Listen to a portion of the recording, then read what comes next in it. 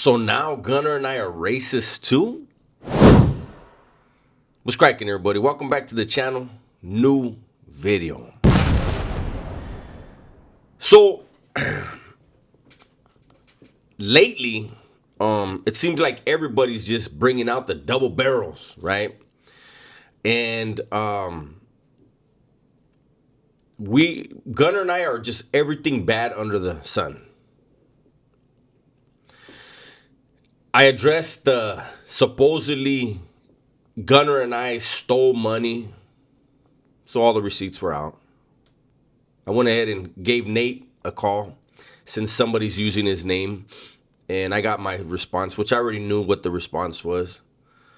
But you know, that's not my business. But the racist part, I know it was mainly directed at Gunner, but I was thrown in it, right? And it's funny to me because Gunner's from Northern California, and what do we consistently hear about California? Oh, the guys from up north, the Mexicans from up north, they never have problems with the blacks. It's just the guys from Southern California. They're all racist in Southern California. But you have dudes now from out of state that don't know anything about California, and they're saying that the guy from up north, Gunner, is more racist than the guy from down south, putting everything upside down, right?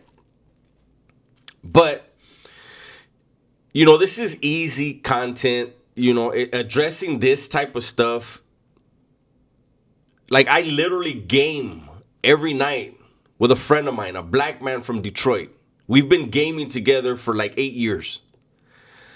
I've had cordial interactions with several black content creators. You know, I could go on and on, but let's just do it like this. I've told stories about being in the California Youth Authority, which is prison for kids, for those of you out of state. They were shut down. They were so brutal. They created killers. Some of the worst brutality I've ever witnessed while incarcerated happened there in the California Youth Authority. And I talked about being in Paso Robles, doing time there, did 2 years there, right? And then got transferred. I did over 2 years there. But Paso Robles was the most racist place I ever did time. And everybody was racist. Every group. And part of it was, and this is why I get why the Northerners are fed certain things that aren't true. Part of the propaganda to get them back in the past to have so much animosity towards the Southerners was because they were outnumbered, and you needed to light a fire under them to get them to fight harder, right? Same thing that was happening in Paso. In Paso, the raza was so outnumbered, man, especially on Nipomo and Morro. Anybody that was there knows and can co-sign that. And so what do you think? What two cottages or compas do you think had the most dust being kicked up? Nipomo and Morro, the ones that were so outnumbered. And even then, I was cool with certain blacks. Now, you couldn't, you know, eat after them or drink after them or nothing, but to be cordial and respectful. There's one that's on YouTube right now. You know, we wound up getting down at some point, but you know, we were cool with each other before the fight and after the fight. You know, it took YouTube to bust that up. It's crazy, right? But leaving the California Youth Authority, getting out for a few months, catching a hot one, getting a life sentence, going into the California Department of Corrections, the mentality was completely different. Are there racists? Yes, in every faction. You see, when you hear people that won't even say Mexican, they say Mexican. They do that intentionally, disrespectfully, right? But you know, but here's the thing that you know, I never believed I was getting out. Nobody was getting out in California if you had a life sentence, right? Some laws changed down the line that made it possible for thousands and thousands and thousands of lifers to get out, and they did. And they still are, right? But when I entered the California Department of Corrections, my mind was focused on the world that I was in. Nothing beyond the walls meant shit to me.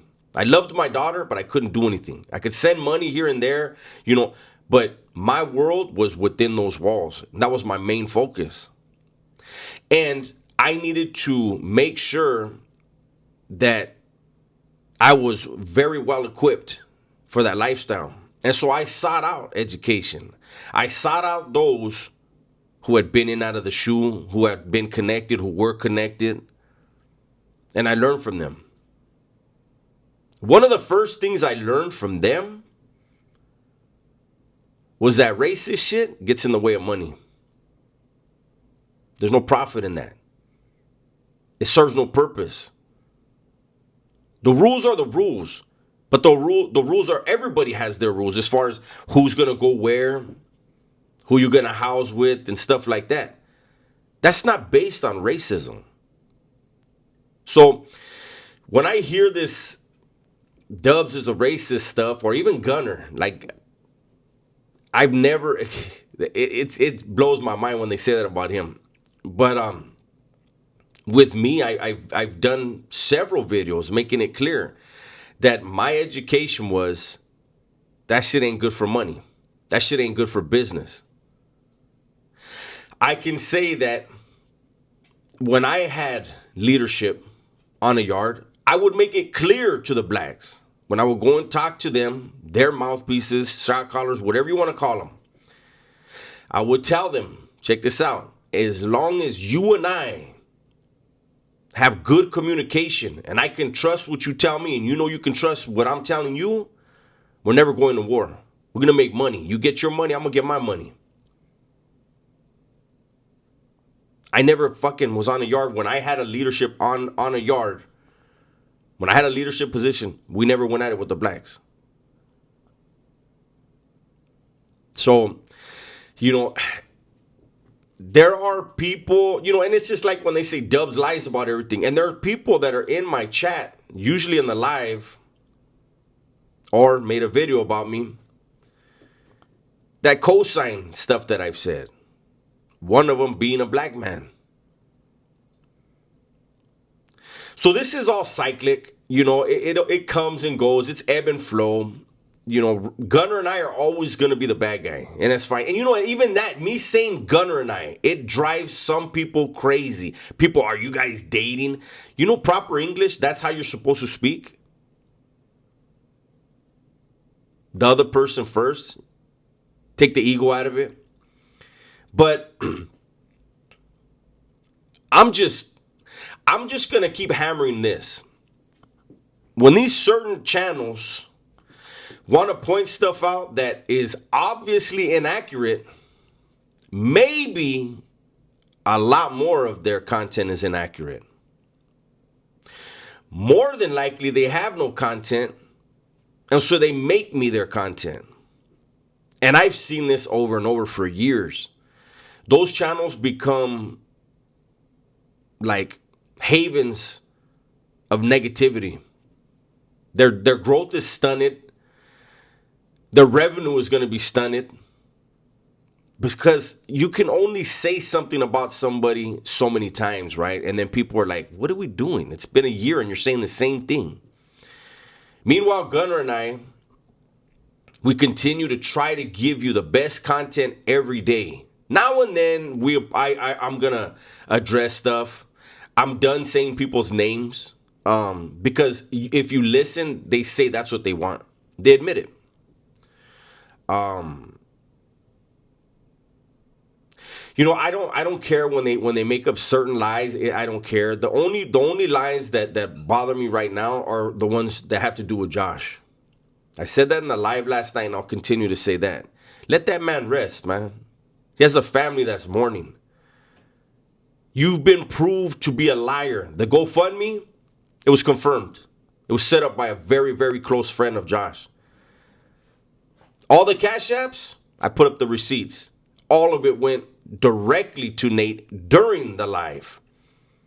You can go back and watch the live. Gunner posted it. It's been up since the day after the live. And you see me repeatedly saying, don't send me Cash Apps. Send them directly to Nate Dogg. And you see in the comments where people were saying, hey, for some reason his isn't coming up. But Nate got everything. So that kind of stuff bothers me because, you know, Josh was somebody that I spoke to regularly. We were on the phone, either text or call regularly, 3 or 4 times a week, minimum, you know. So that's the only thing that bothers me, is because, you know, that man was a good dude. He lost his life and his family are hurting. All that trying to gain money off of that man's name and putting his face on your thumbnails, that's chicken shit, man. Go ahead and keep coming after me. Keep coming after Gunner. But if you really want to be successful, you've lived life experiences.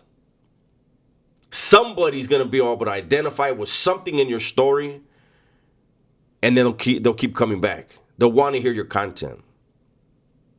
That's some free game for you. I know you won't listen because your hatred has taken over. Your ego has taken over.